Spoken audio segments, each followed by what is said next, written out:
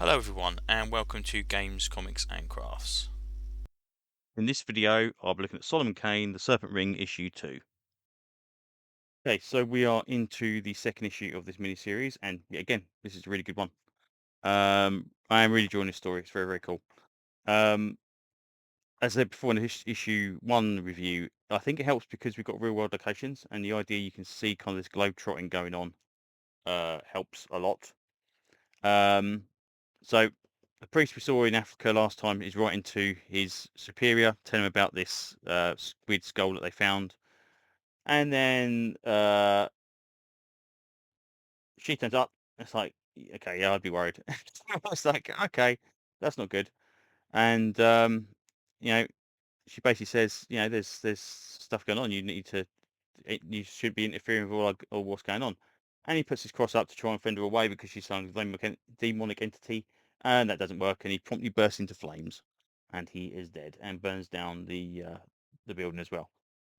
Meanwhile, in Vienna, Solomon Kane's there with the two people, and he kind of get a little bit gut wrenched about killing their friend off because it turns out he was his brother-in-law, and he explains how they went around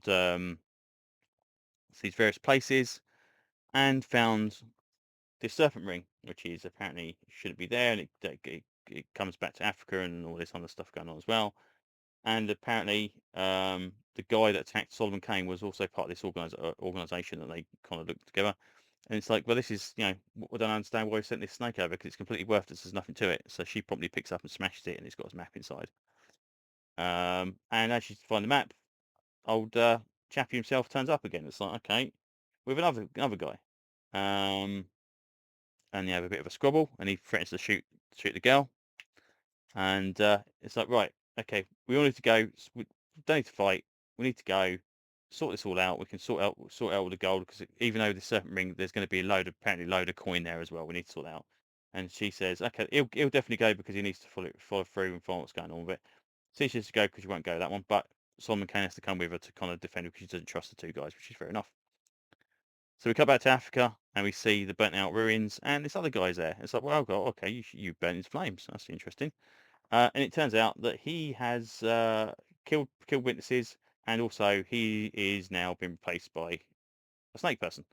Whether or not it was the magic user or whether or not it was somebody else, I don't know.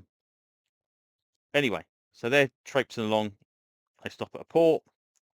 Uh, she explains about being seasick and all this kind of stuff as well, and about how he explains how far he's travelled and all this kind of stuff as well. And see the slave trade going on there, and he's kind of like, someone came wants to do something about it. He said, well, you do realize if you do something about it, there's a hell of a lot of those. All you end up doing is causing a slave revolt. The slaves will get killed, the people will get killed, you'll be killed, there'll be numerous people killed. He says you don't have to like it, but you kind of have to just kind of sit back and watch it for the moment because everybody affected, if you set something off, everybody involved will be died. And Solomon Kane is not happy about it.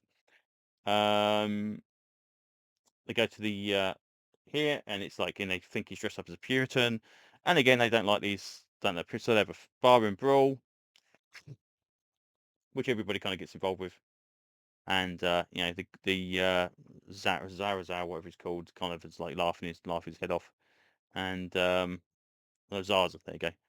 So they go to the on the ship again, and eventually it's like 53 days going across. It's like, it's further than greater the distance than Colombo across the Great Western Ocean, which again, it kind of gives it some kind of sense of scale.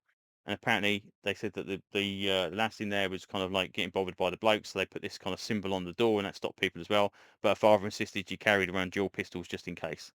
As they turn up on the shore, they're promptly met by our reverend friend here, who's obviously a snake person. So it's all falling into place. All of the kind of the preamble we saw in the last issue and the kind of the references to Africa and all this kind of stuff is slowly matching up to be a coherent kind of single story. Again, artwork is fantastic, but yeah, I just really enjoyed this. I think this is really, really good. I quite like the fact that Solomon Kane is not Conan, and he's not lusting after every woman that's going on, which again gives him a different personality. So it's instead of just being like Conan in this era, he's a different character, which is cool. Um, but yeah, obviously the snake people, again, not reading a lot of Howard stuff apart from comics. The snake stuff obviously seems to resonate through a lot of his stories. Whether or not that's a thing in the Solomon Kane stories themselves, or whether or not it's just been picked up for the comics, I don't know.